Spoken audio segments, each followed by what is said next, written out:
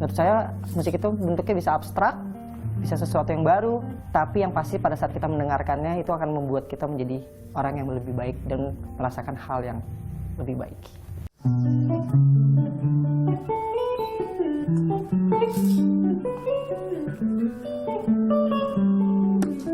Sebenarnya banyak yang bilang musik saya itu musik jazz, cuman sebenarnya nggak musik jazz sebenarnya. Saya lebih condong ke art music atau ke neoklasikal. Dan akhirnya saya tumbuh dengan berbagai macam jenis musik, terus tumbuh dan akhirnya saya mulai memilih musik klasik itu kira-kira umur 9 tahun hingga umur 19 tahun. Awal saya ditawari oleh label rekaman dari Amerika itu yang bernama Munjun, itu sebenarnya nggak sengaja, karena nggak bisa dibilang nggak sengaja juga sih sebenarnya. Talent scoutnya dan label ownernya itu kebetulan ketemu teman saya, dan teman saya itu namanya Reza Rian, dan Reza Rian itu merekomendasikan saya untuk didengarkan musiknya.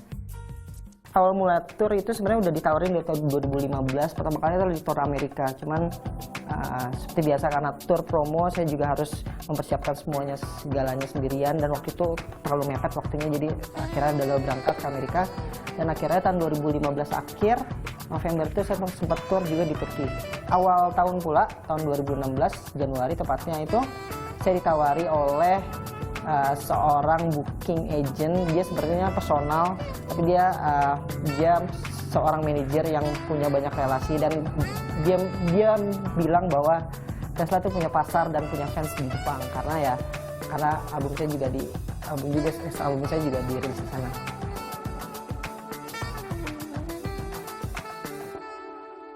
Saya harus berjuang secara independen, dibantu oleh dua teman saya waktu itu, Intan dan Arya. Dan akhirnya ternyata dengan spirit independen seperti ini, saya bisa menggalang dana dan saya bisa memberangkatkan 6 orang sekaligus ke Jepang hanya dalam waktu 3 minggu saja. Saya juga kaget banget, semua ikut bantu saya waktu itu, dan penggalangan dananya nggak cuma dari jualan CD doang, tapi saya sempat buat konser yang kebetulan bisa jadi galang dana juga, dan saya dibuatkan konser oleh Mas Dewa Bujana juga, yang akhirnya juga bisa terkumpul banyak sekali uang dari situ. Inti pengorbanan terbesar saya itu disiplin sih sebenarnya. Jadi saya nggak melakukan apa-apa selain main musik. Saya beneran main musik tiap hari, saya latihan tiap hari, saya dengerin musik tiap hari. Saya nggak jalan-jalan ke mall, saya nggak nongkrong-nongkrong di kafe, saya nggak ngapa-ngapain selain main musik. Musisi senior saya sebenarnya banyak sekali ya, tapi yang menjadi panutan saya sebenarnya Tony Prabowo. Tony Prabowo itu adalah musisi kontemporer. Kalau misalnya orang awam dengan musik itu udah nggak jelas sih bunyinya apa segala macam.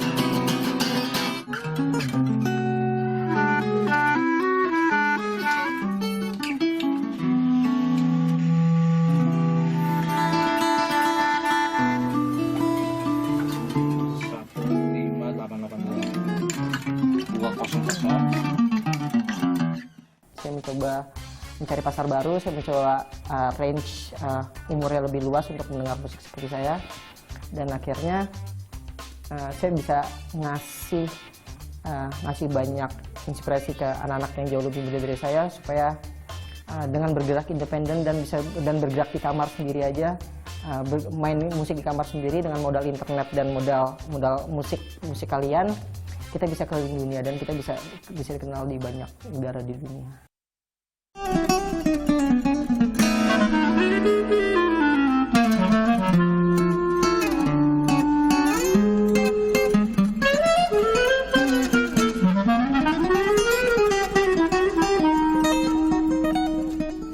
Selamat ulang tahun negara tercinta saya, Indonesia, yang ke-71.